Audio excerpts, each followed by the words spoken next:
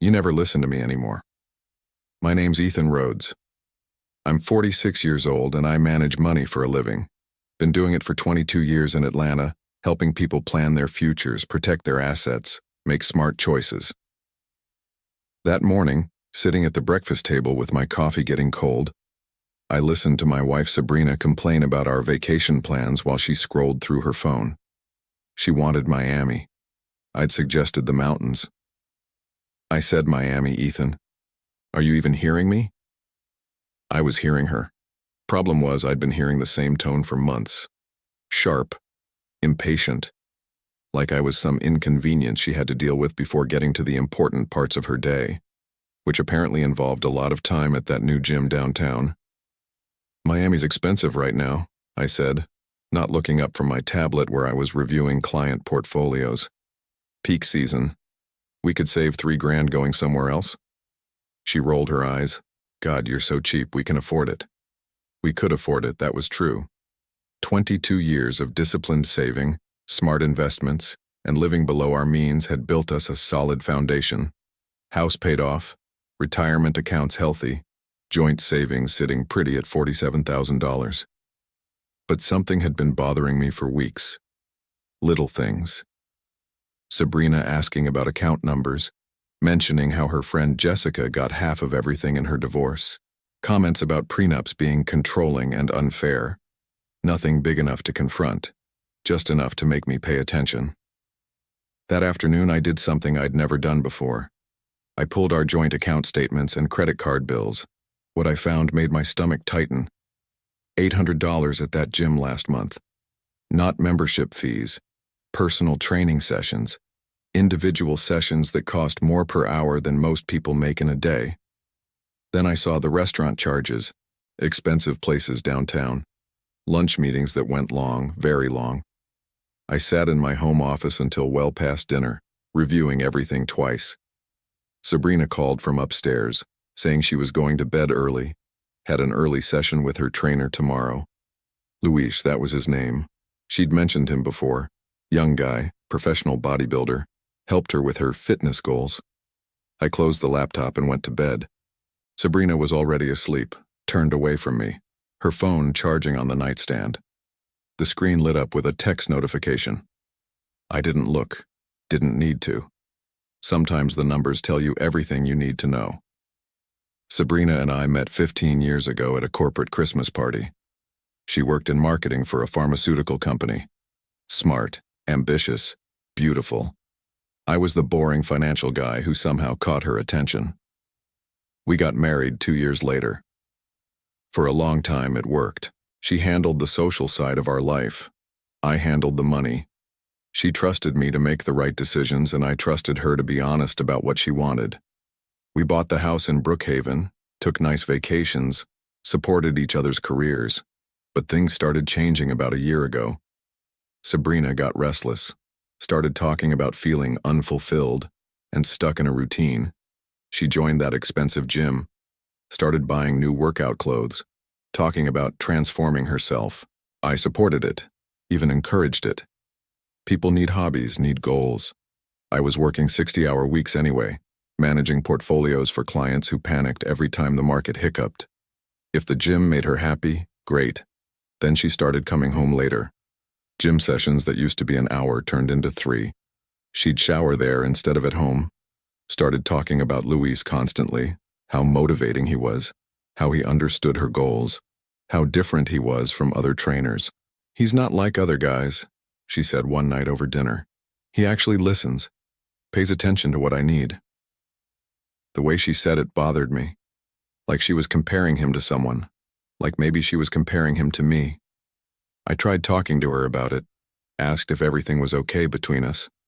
She brushed it off, said I was being paranoid, said the gym was the best thing that had happened to her in years. "You should be happy for me," she said.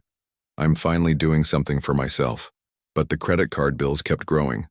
Personal training sessions, supplements, new gym outfits every week, a massage therapist Luis recommended, protein shakes from some specialty place that cost more than our grocery budget. When I mentioned the spending, she got defensive, said I was being controlling, Said after 15 years of marriage, she deserved to invest in herself. Maybe she was right. Maybe I was being paranoid. But paranoia is useful in my line of work. Clients come to me because I worry about things they don't think about. Market crashes, economic downturns, divorce settlements that wipe out decades of savings. I'd seen it happen too many times. Successful people who trusted the wrong person with access to their finances, who signed documents without reading them, who assumed their spouse would never hurt them. Last month, I started getting my financial house in order, just in case. Because in my experience, when someone starts acting differently with money, they're usually planning something you won't like. The text message came on a Tuesday afternoon while I was in a client meeting. Sabrina had been gone since early morning for what she called a special training session. I'd stopped asking questions weeks ago. My phone buzzed during a discussion about estate planning. I glanced at it, expecting work. Instead, I saw a message that made everything crystal clear. I'm leaving you and moving to Miami with Luis. I've already cleaned out our bank account, LOL. I excused myself from the meeting, walked to my office, closed the door, read the message again. Then I checked our joint account online. Zero balance. $47,000. Gone. I sat there for maybe 10 minutes. Not angry, not surprised, just empty. Like something I'd been expecting finally happened. My phone buzzed again. Another text from Sabrina. Don't try to contact me. My lawyer will be in touch about the divorce. I deserve half of everything.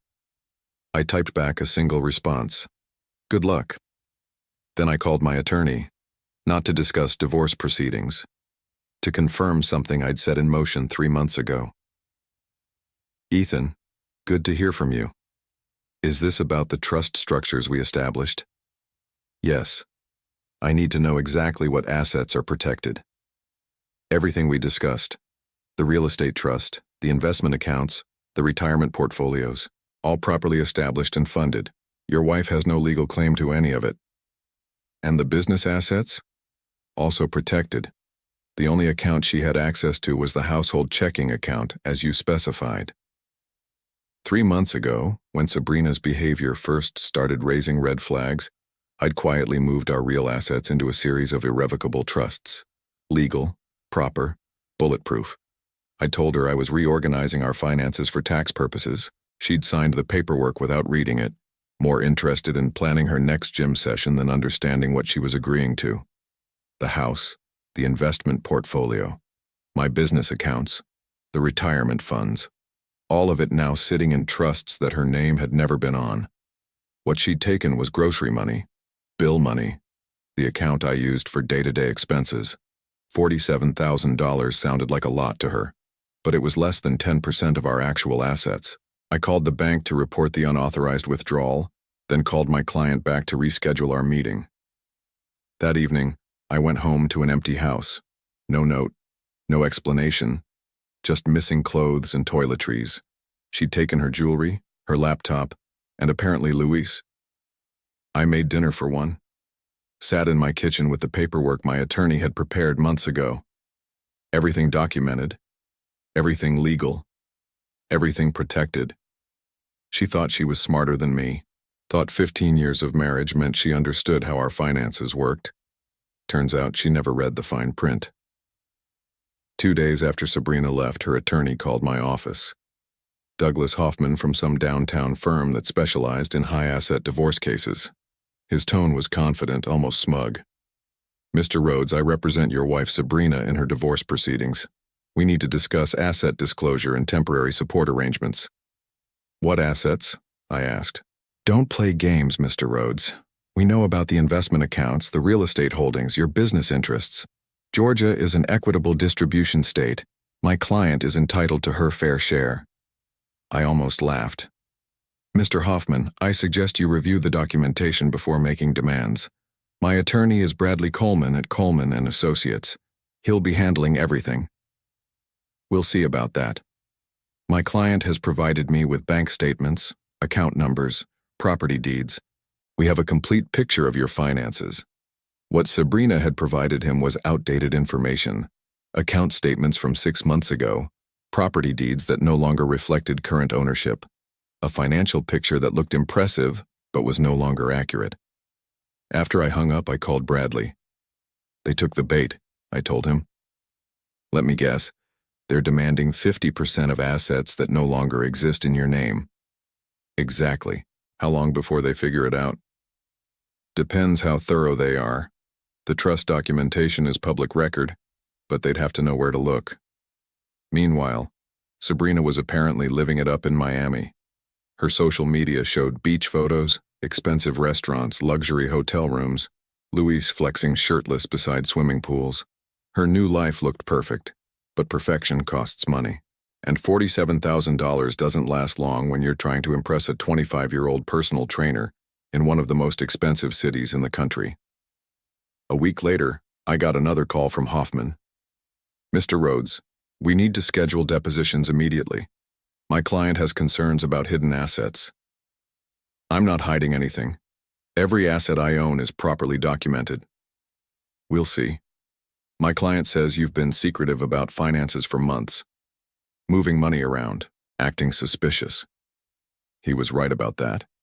I had been moving money around. But there was nothing secretive about it. Everything was legal, documented, and filed with the appropriate authorities. The problem was, Sabrina had never paid attention to the details. "Mr. Hoffman, I suggest you research Georgia trust law before threatening me with depositions. Your client signed documents 3 months ago that she apparently didn't bother to read." Silence on the other end. "What documents?" "The ones establishing irrevocable trusts for estate planning purposes. The ones your client signed without asking questions because she was more interested in her gym schedule than understanding our financial structure." More silence. "I'll call you back," he said. He didn't call back that day, or the next day, but I knew he was researching, probably realizing that his confident demands were based on information that was no longer relevant. 3 days later, my phone rang again. This time it was Sabrina herself. "What the hell did you do?" Her voice was sharp, panicked. "I protected our assets, like I've been doing for 15 years. My lawyer says the house isn't in your name anymore.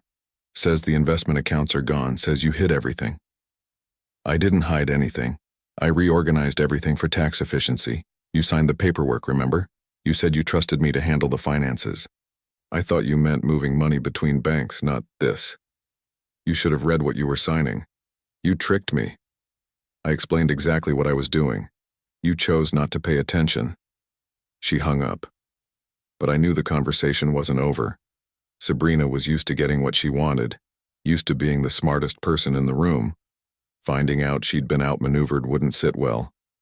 The next week brought a flurry of legal activity. Hoffman filed emergency motions demanding asset disclosure, requested court orders to freeze accounts, accused me of fraudulent asset transfer.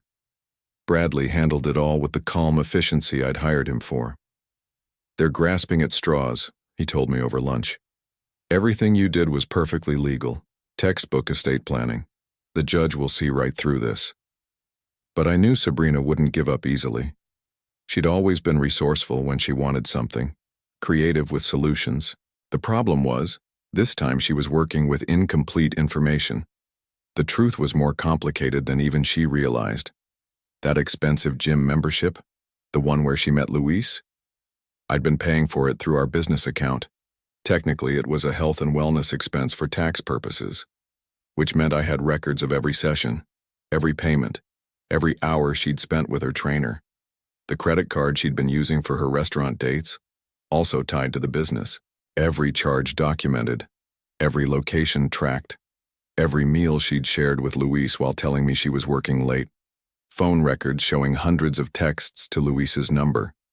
Hotel receipts for weekend trips I'd thought were spa retreats with her sister.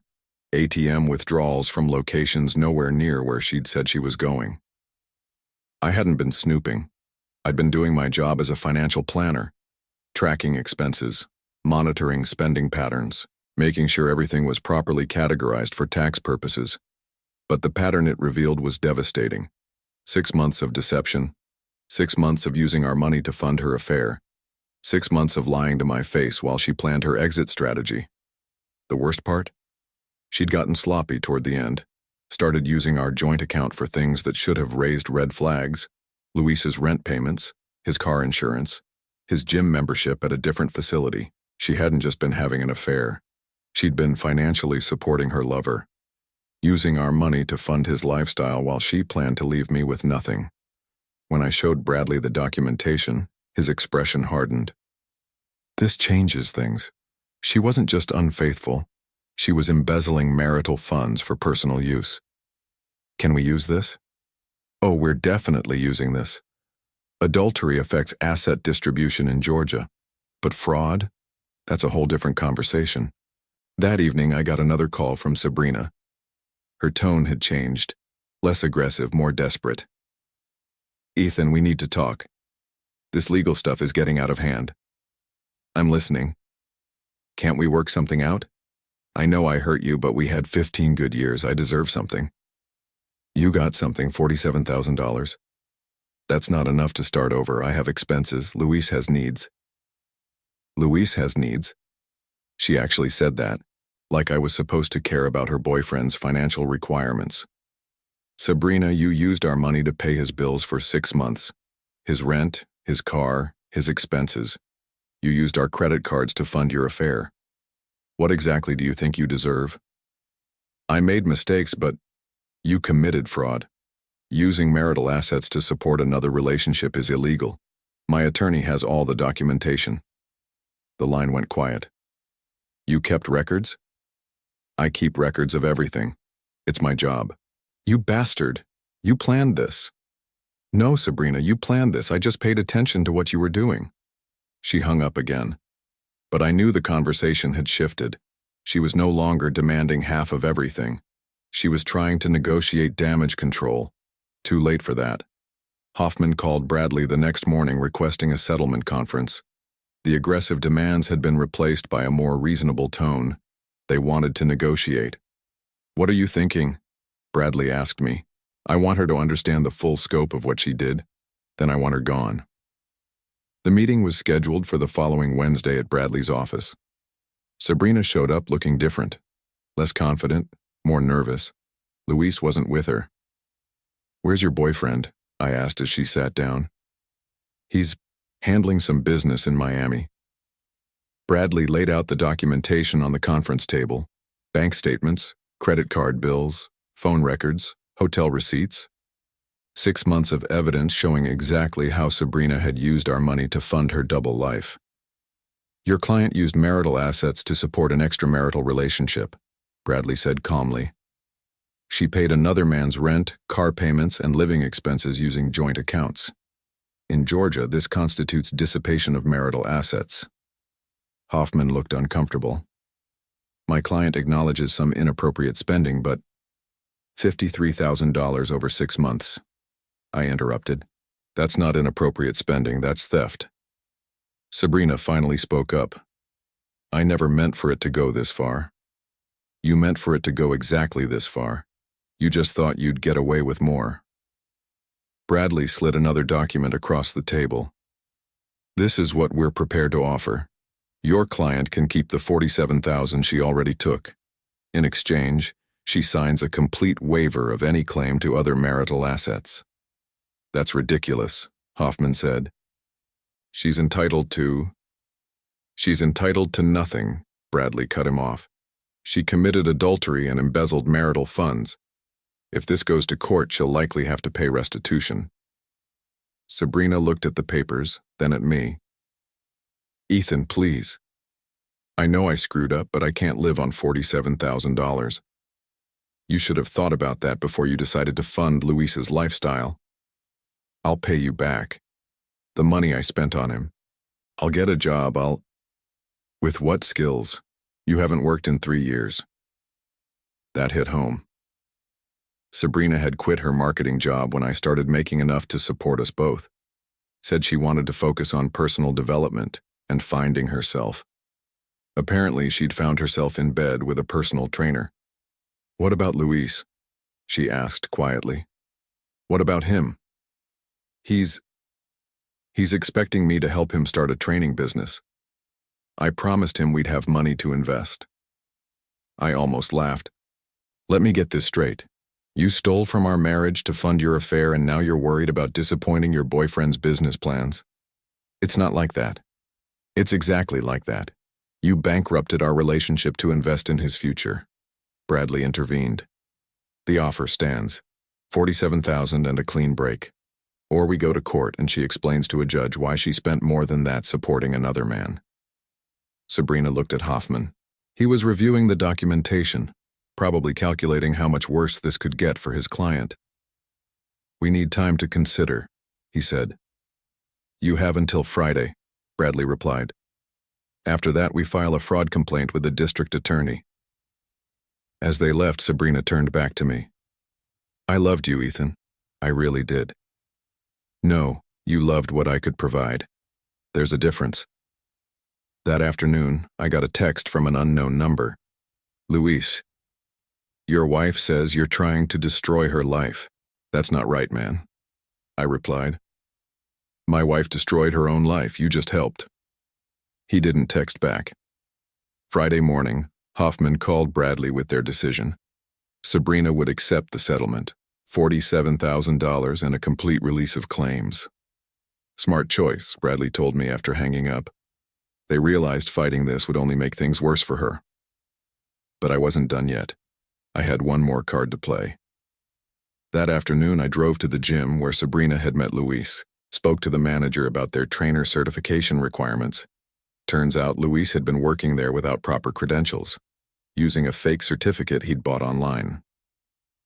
I also learned that several female clients had complained about his unprofessional conduct. The gym had been building a case to fire him when Sabrina's situation provided the final excuse they needed. Luis was terminated that day. His work visa status was also under review, since his employment authorization was tied to his gym position.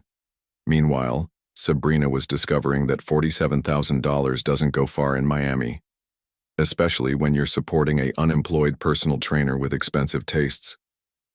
She called me one last time. Luis lost his job. His visa situation is complicated.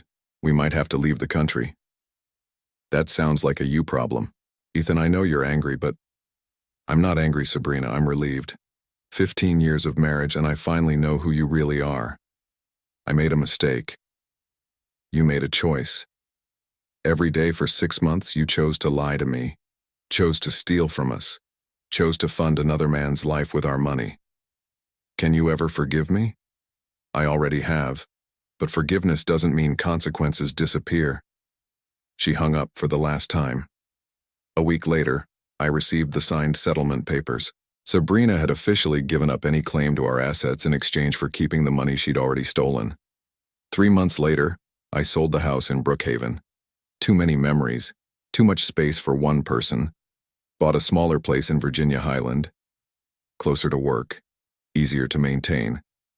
I kept busy with my clients, helped them protect their assets, plan for their futures, avoid the mistakes I'd almost made myself. Word got around about my divorce, and surprisingly, business picked up. Seems like successful men were interested in financial advice from someone who'd successfully protected his wealth during a contentious split. Sabrina and Luis lasted about 2 months in Miami before his visa issues forced them to leave for Mexico. I heard through mutual friends that she was working as a hostess at a resort restaurant, making enough to survive, but barely. Luis had moved on to a wealthy widow from Dallas. Apparently, personal trainers who specialize in older women can always find new clients. I didn't feel sorry for either of them. One evening, I was going through old papers when I found our wedding photos. Sabrina looked beautiful, happy, genuine. For a moment, I remembered why I'd fallen in love with her. Then I remembered the credit card statements, the lies, the stolen money, the complete disrespect for everything we'd built together. I put the photos in a box with other things I didn't need anymore, dropped it off at Goodwill the next morning. That weekend, I took my first vacation in 2 years. Just me, a good book, and a cabin in the mountains. No expensive restaurants, no luxury hotels, no one to impress, just peace. For the first time in months, I felt like myself again, free from someone who'd been slowly stealing pieces of my life for longer than I'd realized. Sometimes the best revenge is simply walking away with your dignity intact.